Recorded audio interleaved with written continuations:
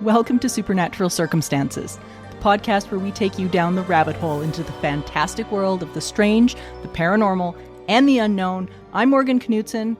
Come along with me on this week's adventure.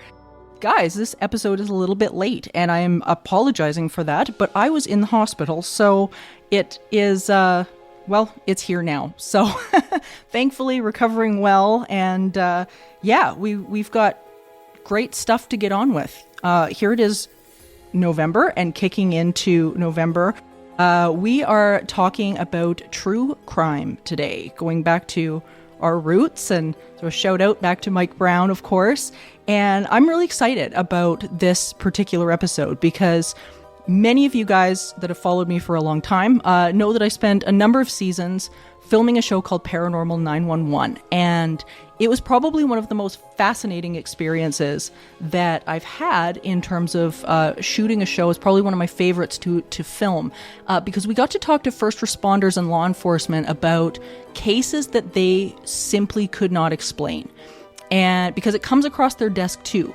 And some of the cases really don't get talked about in the public eye, but today we're going to be talking about them, and we're going to be talking about them with a amazing fellow, a friend of mine who is extremely knowledgeable, Elliott Van Dusen. He is an amazing individual and has a incredible background in both criminology, the paranormal. He's a supporting member of the Parapsychological Association, a member of the Society of Psychical Research, and a retired Royal Canadian Mounted Police officer. So he is retired in law enforcement and has seen some stuff.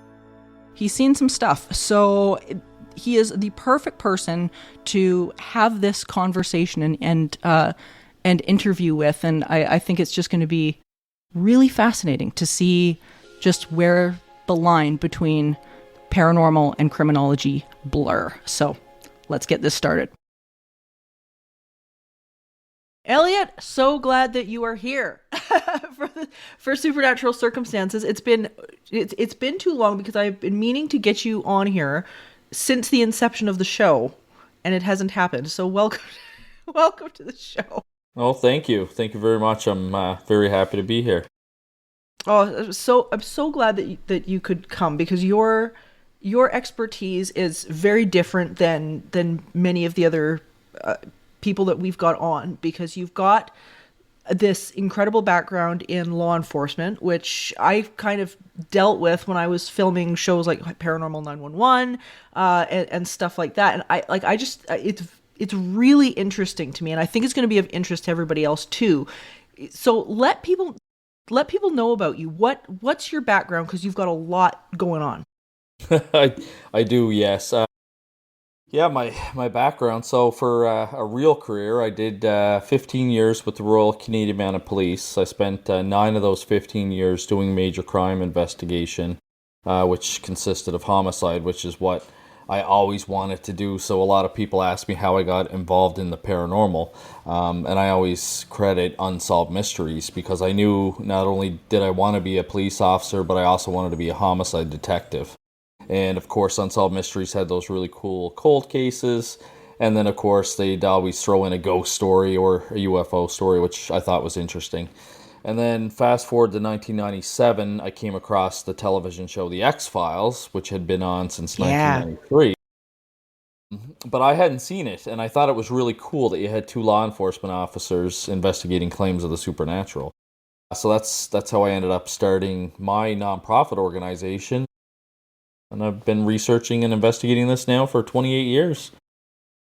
It's so interesting to me because I have such a similar passion for that dynamic, that law enforcement paranormal dynamic. And many people don't know this, but I have written a lot of fiction books as well, which have never been published, but a lot of fiction books about exactly that, because there's cool.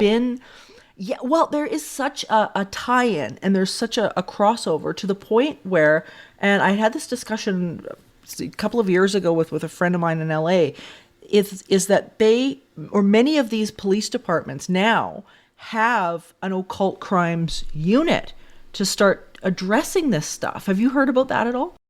I have heard of, yeah, a couple of law enforcement departments that would specialize in occult crimes.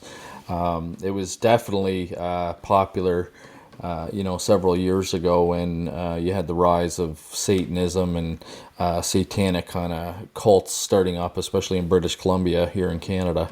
But yeah, it is very interesting. I've found that there are some departments and law enforcement agencies that are more pro paranormal, and then of course my experience with the RCMP was that they didn't like it a whole lot. So I was much like my That's fictional interesting. character Mulder and kept quiet. That's really, really interesting. So when the uprising of Satanism and things like that started in BC, what was the reaction? What was going on within the departments at that point? Yeah, so typically, law enforcement wasn't prepared for those types of crimes and that type of background. Law enforcement's very factual. We have very, I'd say stringent training in conducting investigations and interviews. So when you start adding in religion or, something to do with the supernatural, a lot of law enforcement aren't equipped to deal with that.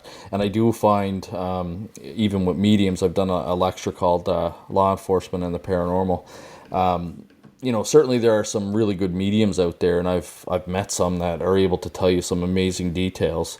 But it's really hard for them to kind of get in and help the police. A lot of them will have like premonitions, or they'll receive information about a missing person or a homicide case, and then they don't know what to do with it. Some people have approached the police and then been treated like suspects themselves. So I really feel that there's room for law enforcement to kind of start thinking outside the box a little bit, and opening their mind. There's been lots of different cases where somebody has done that. They've used a medium, they've had success.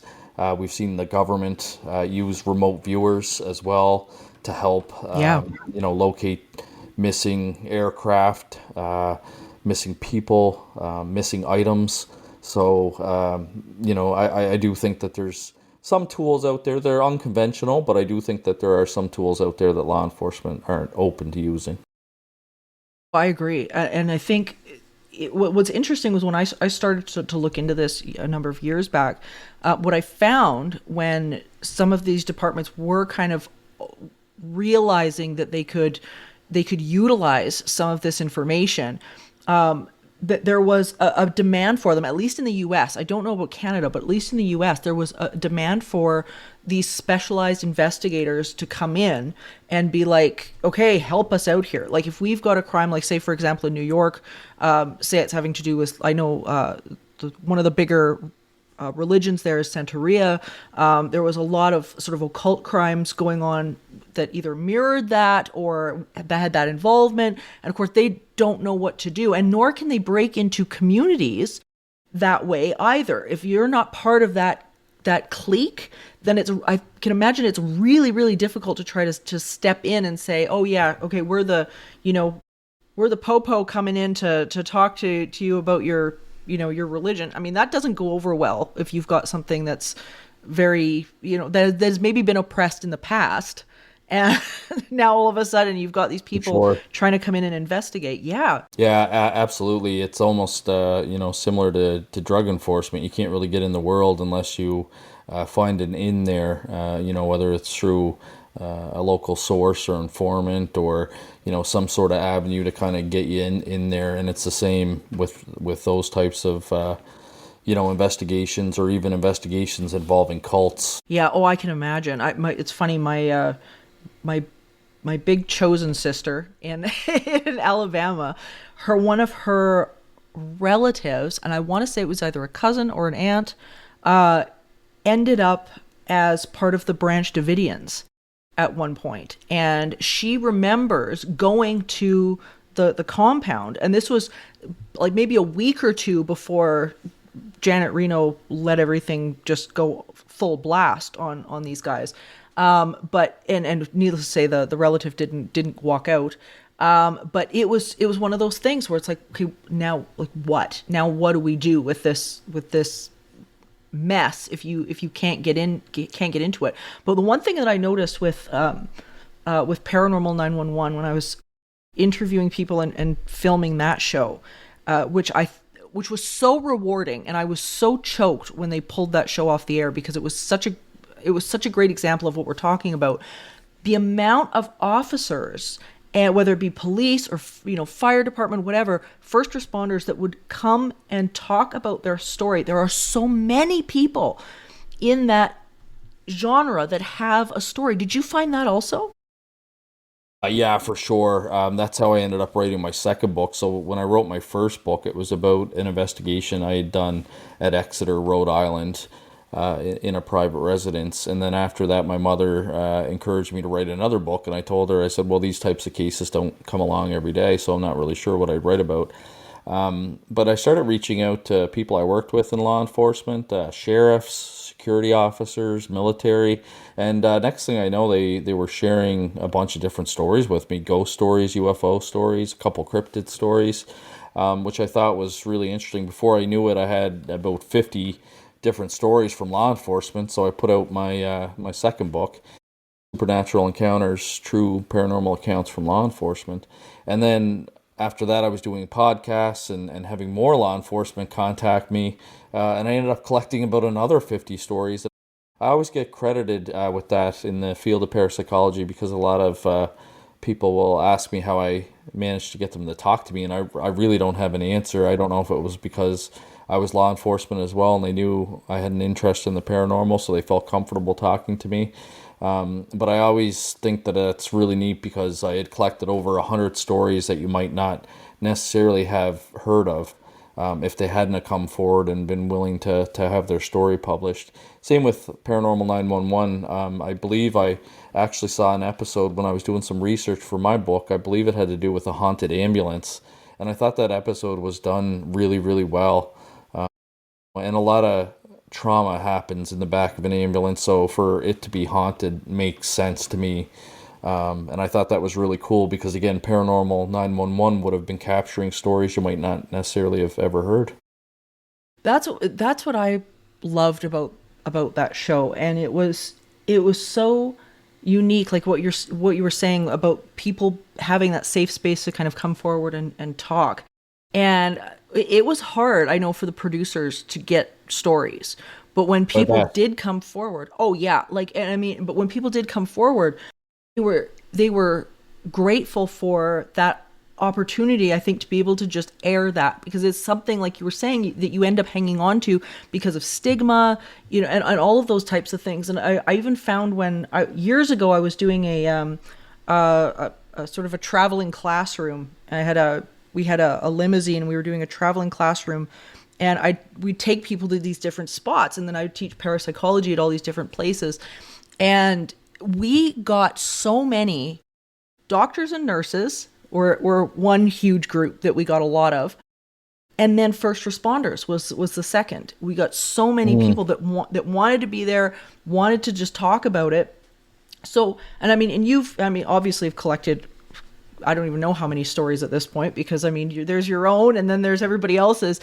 Can you talk a little bit about one that maybe really stuck out to you? Yeah, one of my favorite ones that I was told was a police officer from Trenton, Nova Scotia, said he was working a night shift and they had received a call of a domestic disturbance in progress in the apartments above Canada Post. And the location was actually so close to the police station that it was faster for him and his partner just to walk down the road than it would be to get into the police car and drive there.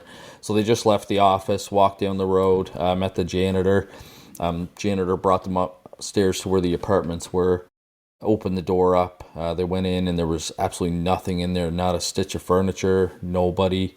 All the lights were out. In fact, the police officer said he was shining his flashlight at the floor and he could actually see his boot prints from his duty boots in the dust.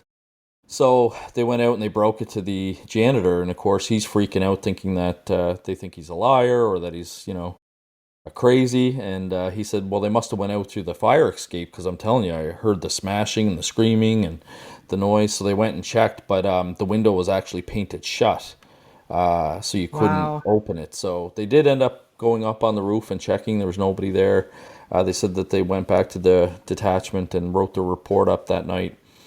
He went home at the end of his shift, and around noon, the chief of police called him and wanted to know, what happened at that call last night. So we told him the same story, and the chief started laughing. He said, "That's funny because a couple of weeks ago we had a similar call, but it was during the day shift, and the guys went and they checked, and there was nothing there." But he said, "What's really bizarre is several years prior, there was actually a homicide in that same apartment." And the murder weapon allegedly was a bread knife, so it would have been a very, blunt object and a very gruesome homicide. And for whatever reason, every once in a while, it's almost like a residual haunting. It'll just replay, and it doesn't matter if it's daytime or nighttime. It'll just occasionally play, and I think that's one of the cooler stories, because everything that he was telling me, he was being 100% truthful. Completely straightforward, but it makes sense when you have a background in parapsychology and understand residual hauntings.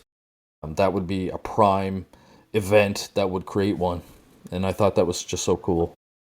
That's amazing. That's amazing. And people take residual energy for granted. Everybody's like, "Oh, it's just No, it's like one of the coolest phenomenons that you can experience, because it is. It's like an entire environment is exploding around you that's just not there. Like it's so interesting."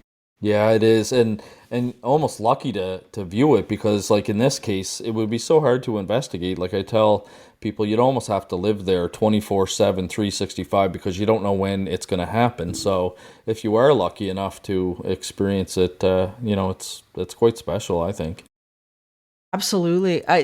There's been a number of cases that I've worked on over the years that have just led me down interesting paths, true crime wise, including one a number of years ago where there was a suspected murder on a property, and we ended up bringing in a team of cadaver dogs and all sorts of things. But the whole thing started, interestingly enough, because of a young boy who, gosh, I can't even remember how old he was, maybe 4,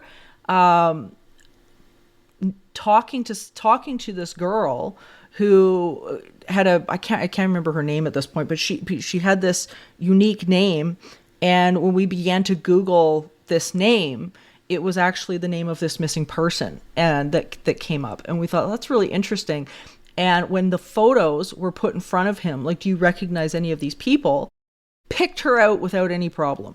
And it was Wow. that girl. So so it's like we ended up bringing in a team of cadaver dogs and searching the property. But it was so interesting that you have, I don't know, like the other, I want to say the other side because it sounds so cheesy, but that sort of non-physical influence that's there, and I think that we can tap into to help solve maybe some of these crimes. Like, do you think? Absolutely. Yeah. You want to talk about that a little bit? Yeah, well, I mean, like I said, when I presented on law enforcement and the paranormal, I found that there were a lot of misses, and one of them, happened from Sylvia Brown. Was a famous case where she had told a lady that her daughter had died, and where they'd find the body and what the kidnapper looked like and all that stuff. And then the mom died shortly after, about a year after she had met Sylvia Brown and she had told her this info. And then about 9 years later, she ended up escaping. She was being held kidnapped in a home. So you can I see remember that. yeah, you can see the dangers, and I can see why law enforcement may be skeptical to use and act on a certain medium's information. But then I've seen other ones where it's been fairly successful. I interviewed one gentleman in my book, and he was a Salem police officer for 32 years, Chuck, and he didn't really tell his coworkers that he was a medium. Because he said Salem police, they were the same way. They would have kind of razzed him and made fun of him. But then Yeah. he moved to Florida, and I called it, he kind of came out of the closet as a medium, and now he does this. He, openly does readings and assists law enforcement. But he had a case where the family weren't getting results from law enforcement. Law enforcement actually told them that, perhaps you should look at contacting a medium. So they did. They did the research. They found Chuck in Florida. They contacted him, and he was explaining to me he always hates when he makes contact with the missing person and he's hearing them speak, because he said that means that they're deceased and that they moved on. And he said, Right. my voice has never been wrong, but he's like, I always fear that like the Sylvia Brown incident will happen to me. And he said it never Yeah. has, but he said, I'm terrified. I hate working those cases. But he said that the young kid was basically telling him where he was, and he had the family pull out a map, and he got basically some coordinates, and he could see that the boy's knuckles were kind of beat up, and asked if he mountain climbed, and they said, yeah, actually he does. And they told him to look in the Nevada Sierra mountain range in California, and kind of gave, fairly specific coordinates. So the next day, law enforcement sent helicopters and ATVs out there, and sure enough, they found the son's truck. Wow. It wasn't a suspicious death. It was, unfortunately, it was a self-inflicted kind of case where him and his girlfriend got into a big fight, and he felt, he had no Boy. other option. But they did end up finding the body. So then the same thing that happened to other mediums I've talked to happened to Chuck, of course. Now he's getting phone calls from law enforcement asking when the last time he's been in California has been. And luckily for him, he said he's never been in California. So he gave them, his passport number, told them who he was, told him go ahead, do the checks, check the cell towers, all that stuff. You won't find me in California. But, when I hear that, it's always so discouraging, because I know when I talk to the mediums, and it's hard enough for them to come forward to law enforcement with that information, but then when they get treated like a suspect, it certainly turns them off from wanting to provide more information. Oh, yeah. I mean, especially when the information is so accurate. If you've got the location of a body, probably the odds are it's not coming because you're a medium. Like, you know what I Yeah. mean? No, it's Statistically, true. you're probably not.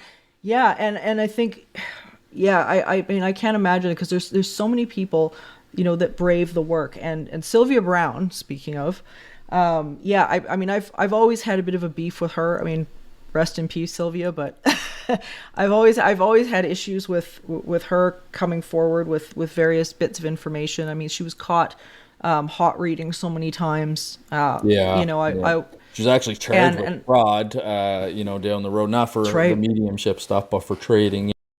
Yeah, no, she made a name for herself for sure, but like you said, there was a lot of questionable stuff that happened with her. And, when you're dealing with like a homicide victim's family, it's tough. Like I did it for 9 years, and it's always tough having to go to the family and work in a homicide case, because they expect results instantly, and it doesn't work like that. It's not like all wrapped up nicely on like the first 48. Yeah, yeah, and I mean, I think when we're dealing too with people that are, they're bringing this information forward, they're claiming that they have, whatever it is, your instincts must kick in as well at this point, as to that discernment as an officer that you've got just intuitively as a human being, but also as a police officer.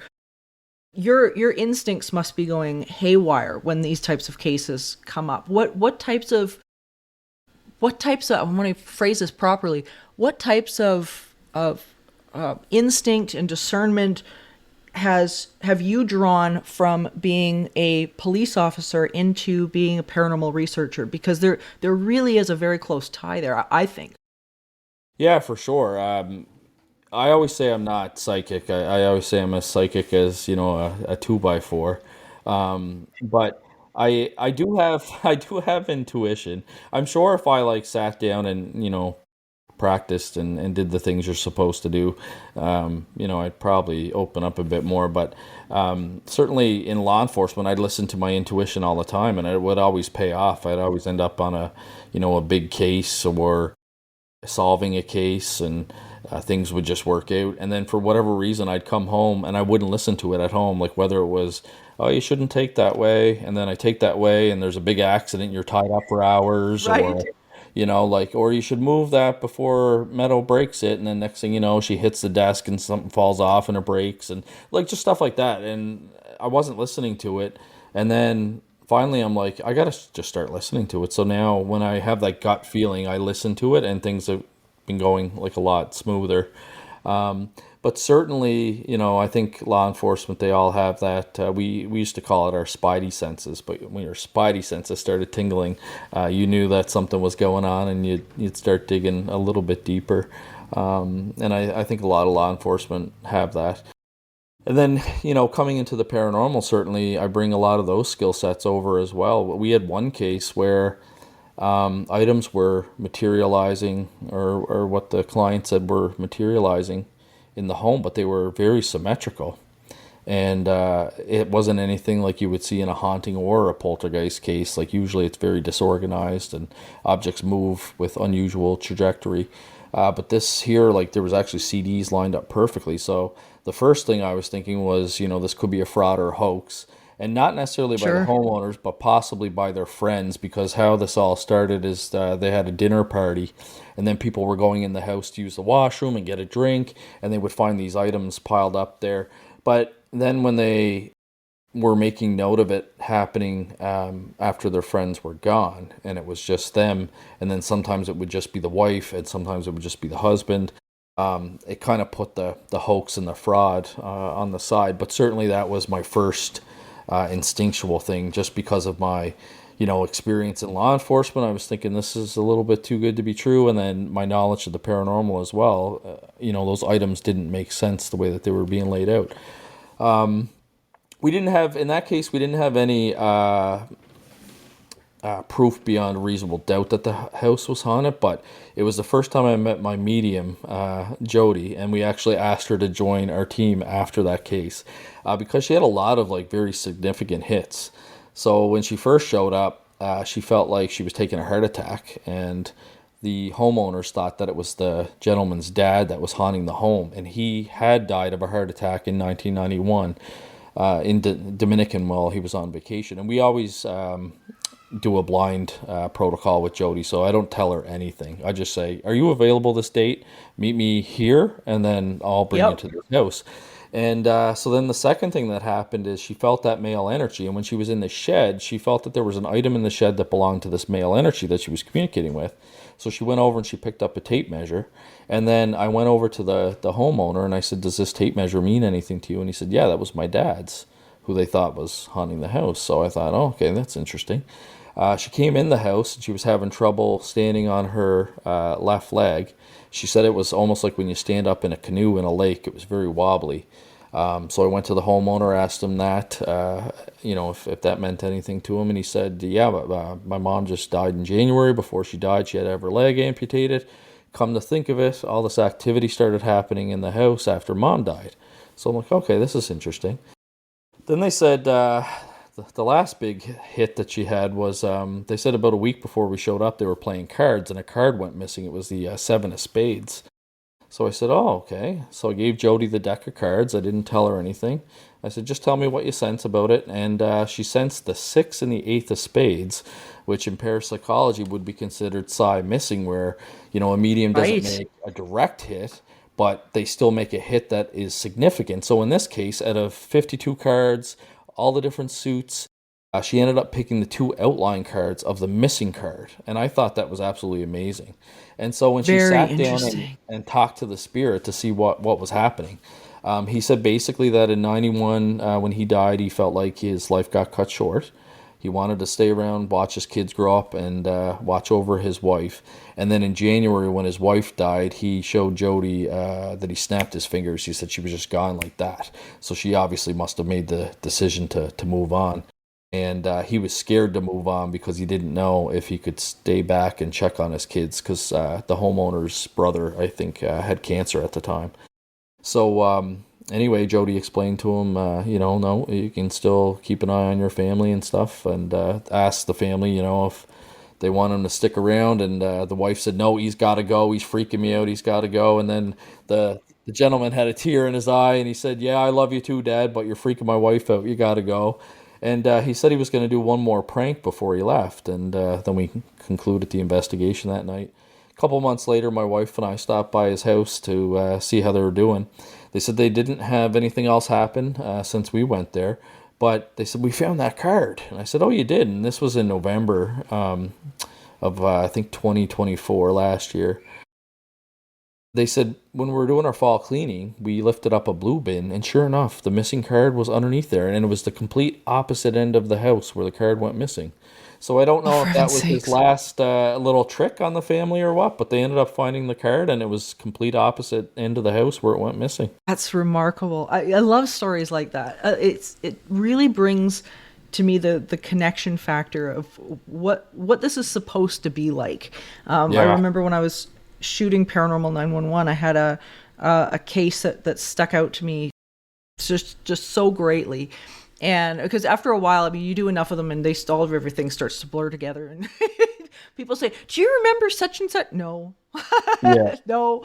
But this one stuck out to me, and I'll keep it brief, but you'll enjoy this.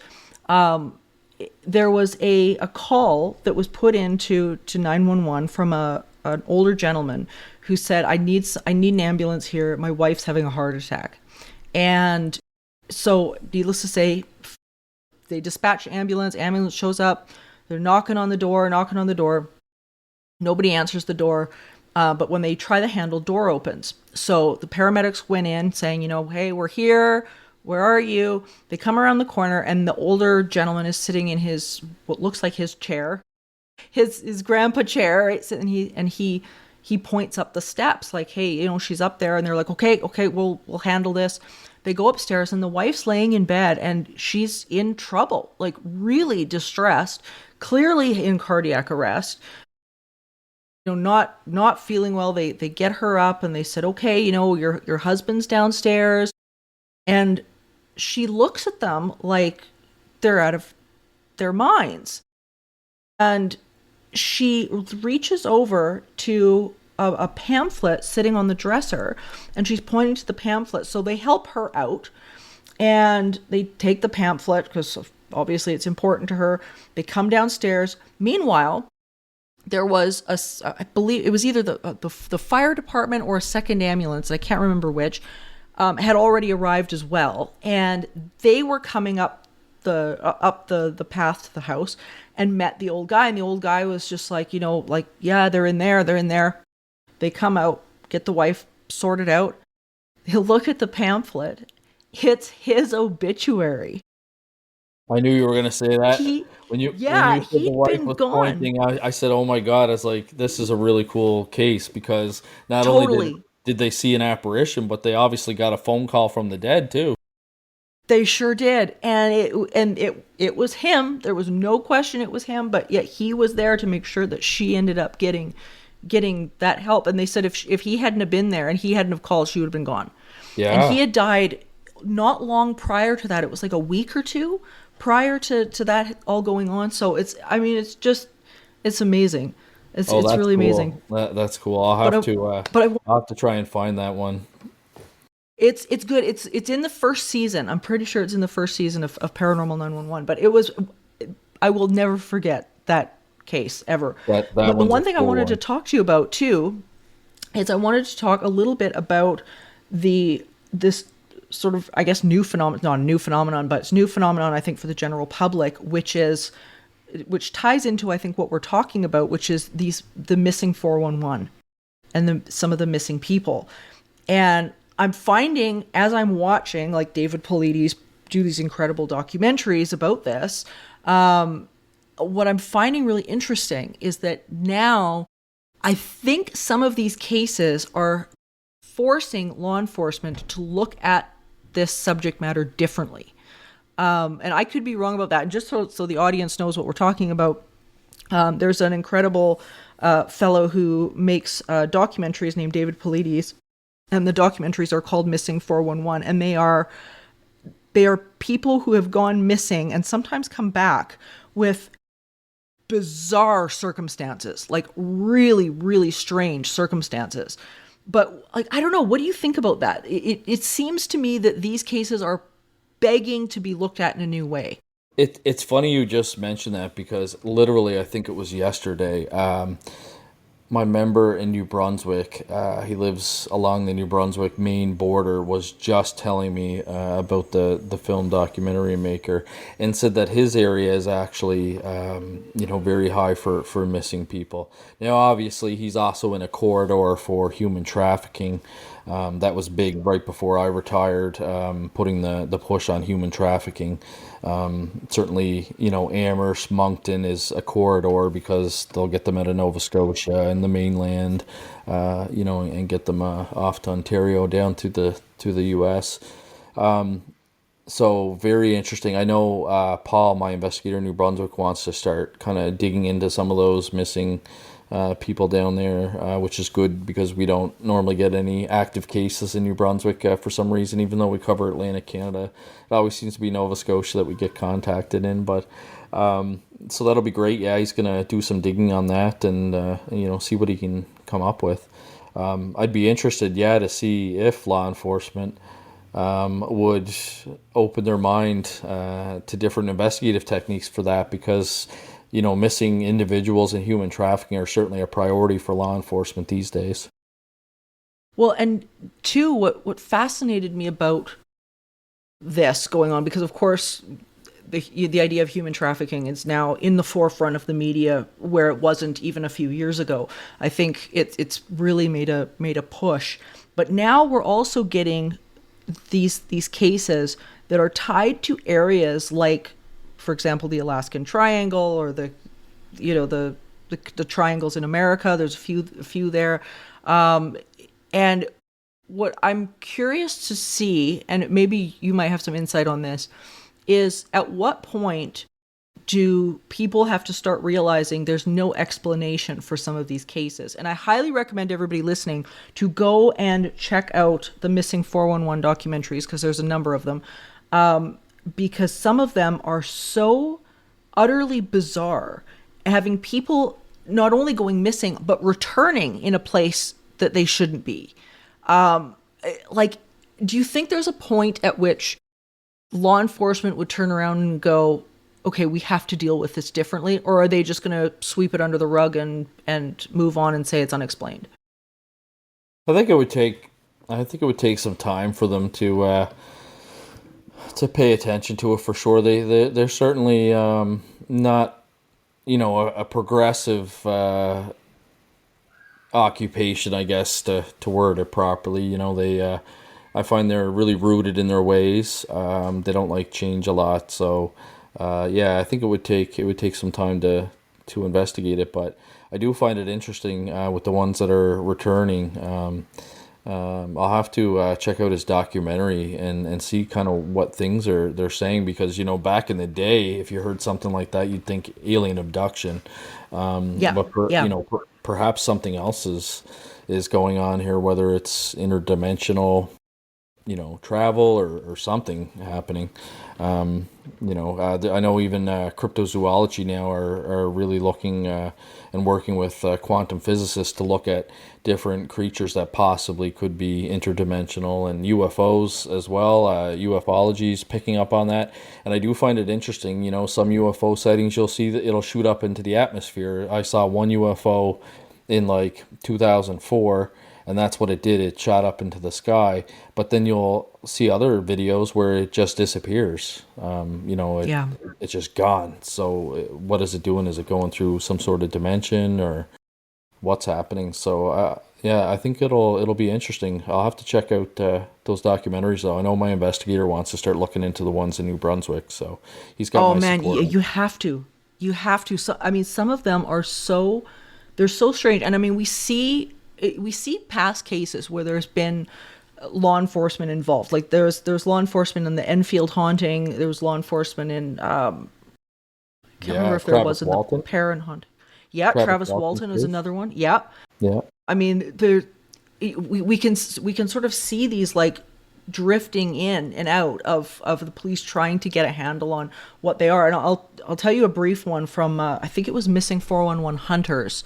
I think it was the Hunters documentary, and this was so strange because, and this case just blew my mind, where they had it was two guys that had been out. They were going hunting, camping up on a mountain, and the one guy said, and both were very skilled outdoorsmen. I mean, these guys weren't laymen by any means. Right. And the one guy said, I'm going to go, I think it was, I'm going to go get firewood or something. He was going to go and fetch to bring back to camp. Anyway, time goes on. Guy doesn't come back. And so his buddy knows something's wrong because he's like, this is not typical of what he would be doing.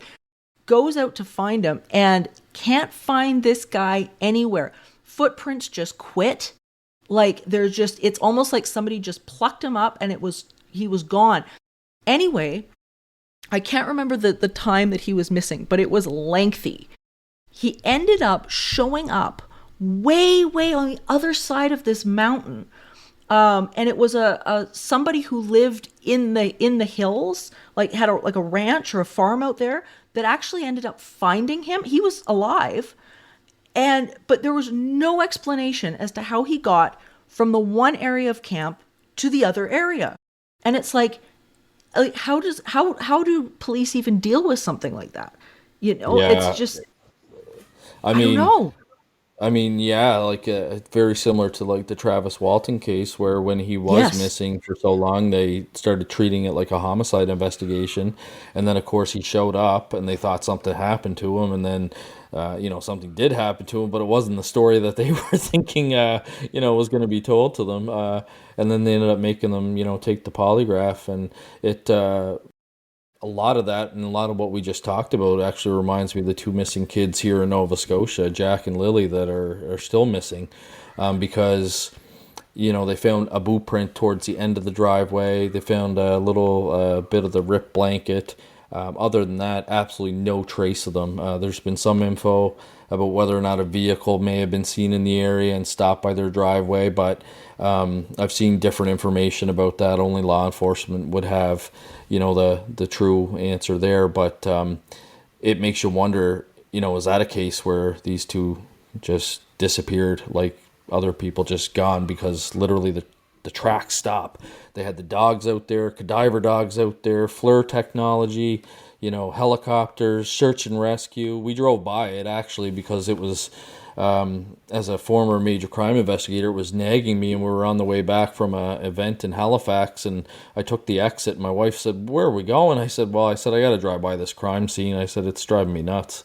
And, one look at the woods, I knew the kids weren't going to be in the woods. It was so thick that anyone trying to go through those woods would just turn around. Like, you're not going to keep venturing in there. And I said that to her at the time. I said, they're not going to find the kids in the woods because they're not in there. No one would go tramping through that thick a brush. So, it's interesting. When I worked up north, there were a lot of missing people. And in homicide, you're responsible for missing people and cold cases. So whenever we didn't have an active homicide investigation, we'd have to pull a cold case and go through it.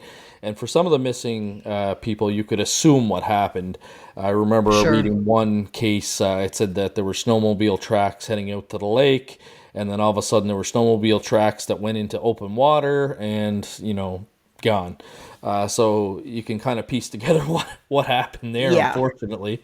But there were strange ones. Like there was one I read where I think a cruise or like a tour kind of showed up to the Northwest Territories, and then they flew into this community, and then they had a couple hours to walk around, and then after that they were supposed to get on the plane and go back, and a tourist went missing, and they never did find them. They were just gone, completely vanished. Wow. It's wild. And I know like there's been, even just here in Alberta over the last little while, we've had a lot of missing people. And it seems, this could be just the fact that we're hearing more about them, but it just seems to be becoming more prevalent than what it was, which is odd. But what I'm I'm curious to see, with these unexplained cases, at what point do we have to start opening our eyes, like you were talking about, to things like interdimensional stuff? I had a fellow here, actually was an Indigenous elder, tell me this story a number of years ago, and it was when he was a kid, and he had been going down. There's a little town not too far from Edmonton here called Ladue, and it's a city, but it's small. And this took place, gosh, probably back in the late 70s, 80s, and he was walking down near the Safeway, our grocery store, and the Safeway was attached to this strip mall.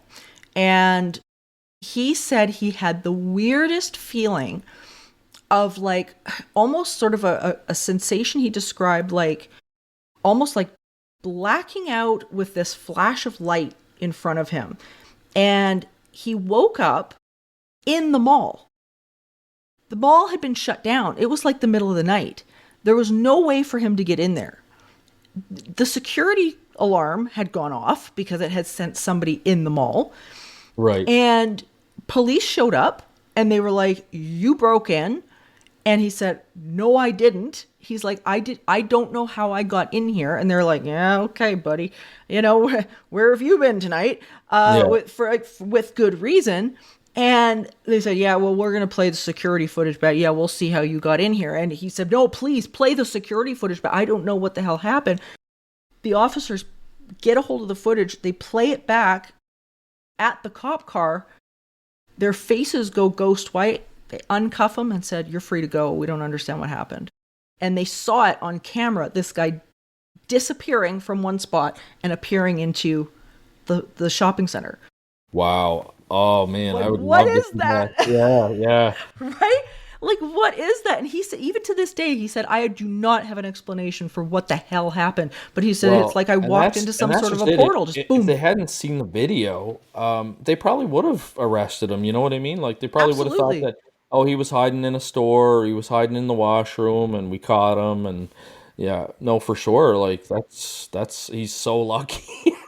He's so lucky. Like it was it was the craziest thing. But stuff like that is just, you'll never forget those types of encounters. Like these things are going on. And I mean, here in Alberta, like we just finished actually releasing a documentary called Tracking the Wendigo. And the Wendigo here in Alberta, speaking of like crazy legal stuff, has been the subject of legal matter for, gosh, I mean, it's almost been a century. I mean, the first legal hanging here in Alberta was because a man named Swiftrunner felt he was the Wendigo and murdered his entire family. Right? This is yeah. First legal hanging had to do with this paranormal case, and right. and it's happened over and over and over again here. Yeah, like I mean, we had there was another fellow by the name of Moose Tooth, who we don't have on the documentary, but that story again, same idea.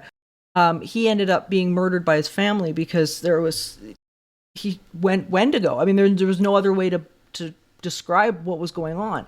And so, I mean, we're starting to, like, we see it throughout history. It's just this cropping up within the legal system that they're having to deal with this. Even in court, they're having to deal with this. And one of the big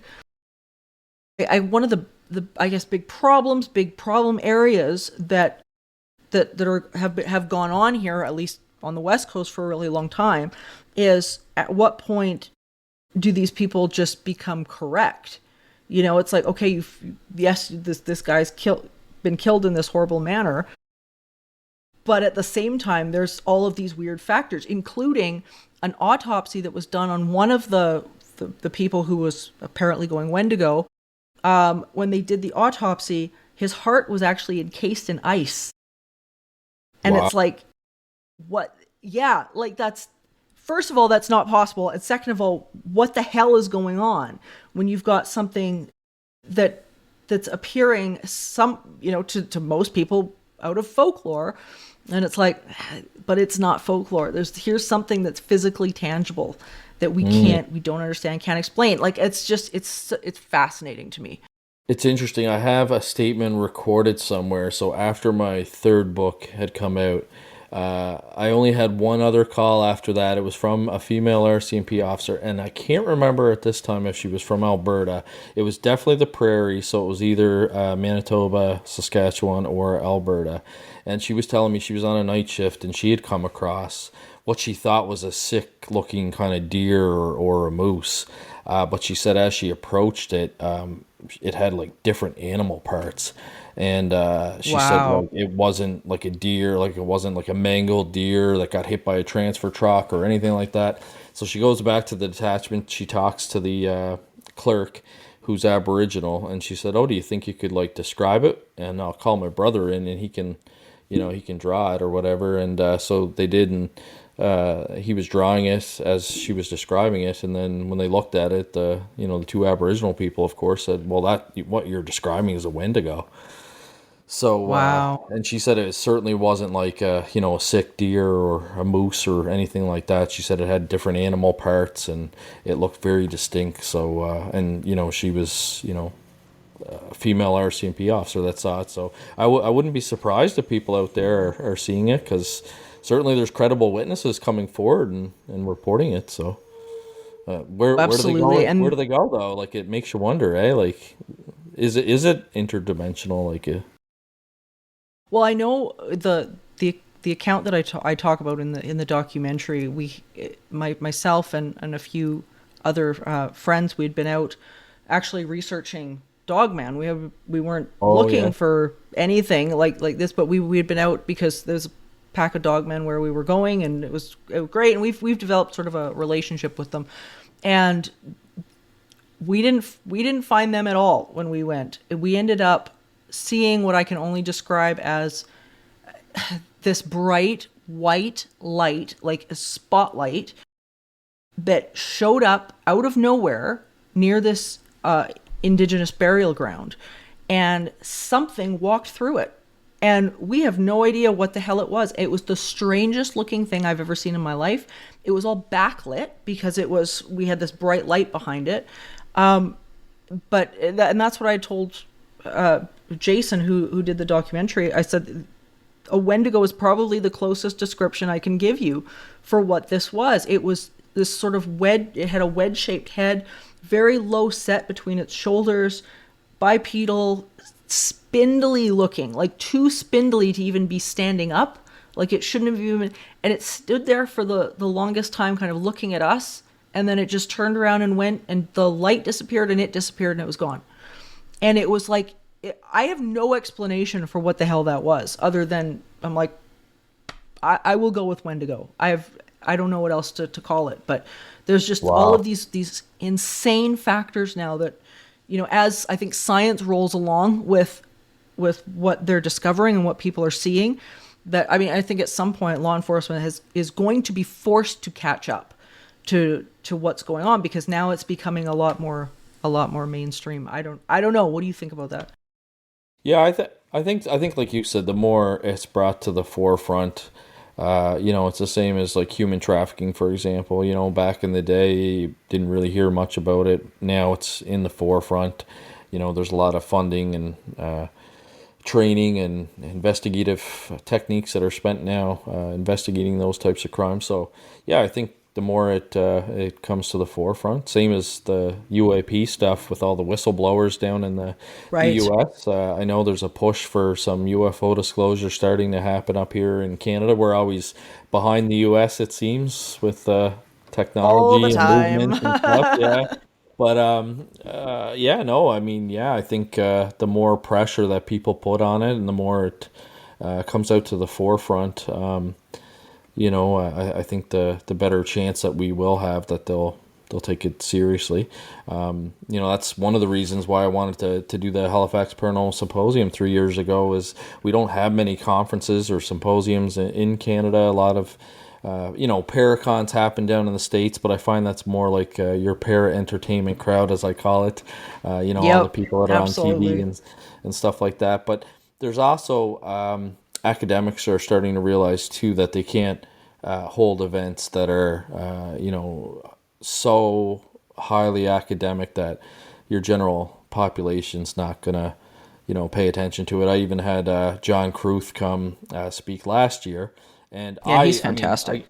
I have a background in parapsychology, so I knew what he was talking about. But it was interesting. A few people are like, "Man, you can tell that guy's really smart," but some of the stuff he was saying, I had no idea like what it meant, kind of thing, But they found it interesting. I had him talk about electronic psychokinesis and how people can affect computers and different things like that. But there's got to be that fine line where you kind of use the less academic stuff and just kind of put it out there straightforward to get people engaged, I think, and interested and involved in it. Absolutely. Like you've got to remember to think that there's beginners in the audience, and the beginners probably haven't seen anything more than most haunted, right? Like that's kind of where you have to start at, and it's not to say that you can't give complicated information, but it's your delivery. It's the delivery, and I know that's one thing I struggle with even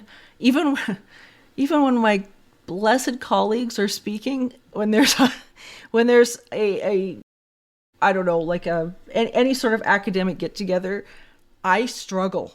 And I mean, and I do know what they're saying. I do know what they're talking about. But a number of years ago, I did a bit of a talk at the Parapsychological Association and one of their roundtables, and that was one of the things that I said to them. I'm like, you guys have got to